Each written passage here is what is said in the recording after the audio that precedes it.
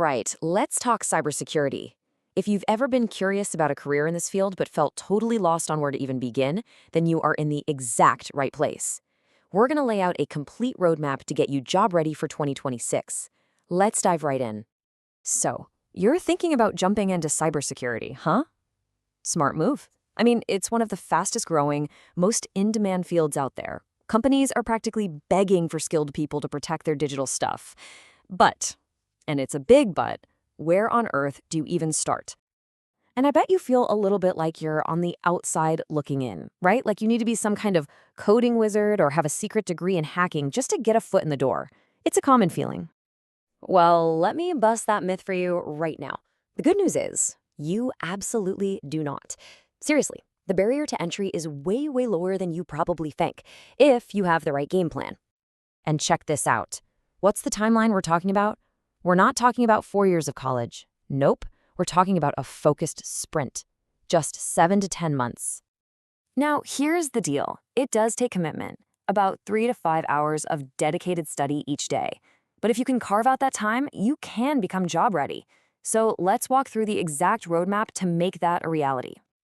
Okay, section 1, building your foundation. And let me be crystal clear here. You cannot, I repeat, cannot skip this part. Seriously, trying to jump straight into cybersecurity without understanding the tech basics, well, it's like trying to build a skyscraper on a patch of sand. It's just not going to work. So for your first month or two, your entire world is going to be IT fundamentals. Look, I know it's not the sexy hacking part of the job, but it's absolutely crucial. You have to get comfortable with the very computers and systems you're going to be protecting. And I mean really getting your hands dirty. We're talking about understanding basic hardware, getting comfortable installing an OS from scratch, troubleshooting problems, and yeah, learning to use that scary-looking command line. The goal is simple. You need to know, really know, how a computer ticks. And hey, if you want a nice little badge to prove you know this stuff, the CompTIA A+ cert is a perfect target. Okay, so you get how a single computer works. What's next? Well, now we got to figure out how they all talk to each other. So for the next 1 to 2 months, you're going to live and breathe networking fundamentals. Think about it. How can you protect a network if you have no clue how data travels from one place to another? This means diving into things like the OSI and TCP/IP models, which, are basically the grammar rules of the internet. You'll learn all about IP addresses. Think of them as the home address for every device online. And of course, you'll get to know the gear that makes it all work: routers, switches, firewalls. A great cert to shoot for here is the CompTIA Network Plus. All right, the final piece of our tech foundation, another 1 to 2 months here, is operating systems. And here's the thing. In the real world, it's not just one or the other. You're going to run into both Windows and Linux, so you've got to be comfortable playing in both sandboxes. So for Windows, that means really digging into things like user management and checking event logs. And yeah, getting your feet wet with PowerShell.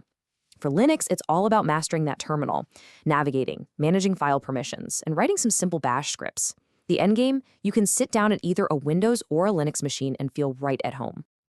Okay, foundation, check. It's solid. Now it's time to add some power tools to your collection. This is where we talk about programming and scripting. And don't panic, this isn't about becoming a software developer. Think of it as a superpower that gives you a huge advantage. Like I said, you don't need to be a coding genius. The name of the game here is automation. And the best language to start with, hands down, it's Python.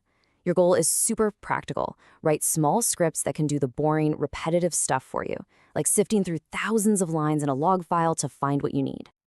All right, let's recap. We've got a solid foundation. We've got our power tools. Now we get to officially step into the security arena. This is that moment where everything you've learned so far starts to connect and make perfect sense. So for the next couple of months, you're learning to speak the language of cybersecurity. We're talking core concepts like the CIA triad. No, not that CIA. It's confidentiality, which is all about keeping secrets, integrity, making sure nothing's been changed, and availability, making sure you can actually get to your stuff when you need it. You'll also nail down the key differences between a vulnerability, a threat, and a risk. And the gold standard certification for all this? The CompTIA Security Plus. And this is where you come to a really cool fork in the road. You get to start thinking about your specialization. The big question is, are you a builder or a breaker? On one side, you have the blue team. These are the defenders. They're the ones building the digital castle walls, monitoring for attackers, and responding when things go wrong. On the other side, the red team. They're the ethical hackers. Their job is to think like the bad guys and try to break in, so the defenders can fix the weaknesses before a real attack. So, okay, we've covered what you need to learn, but the big question is, how do you actually make it happen day to day? Let's switch gears from theory to a practical, concrete battle plan. And here it is, the whole journey from start to finish. You can see how it all stacks up. We start with those broad IT fundamentals, then layer on networking and OS skills, add in scripting, dive into security basics, and then for the last few months, you really get to specialize in either defense or offense. It's a logical path over those 7 to 10 months.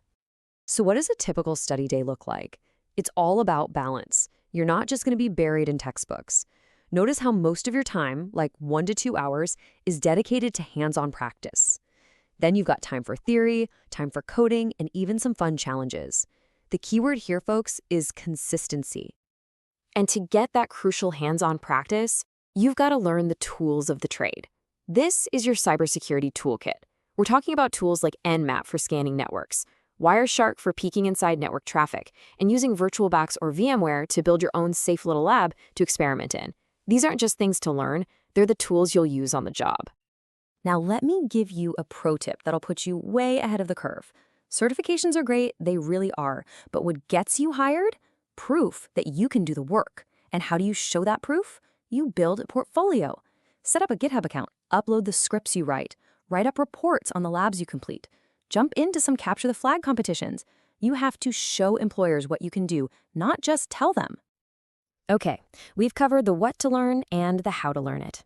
As we get ready to wrap this up, I want to talk about one last thing, and it might be the most important part, the mindset. This isn't just about the next 10 months, it's about your whole career. And really, it all boils down to this one powerful idea. This field is a marathon, not a sprint. It is always changing. There are new threats, new tools, new defenses popping up literally every single day.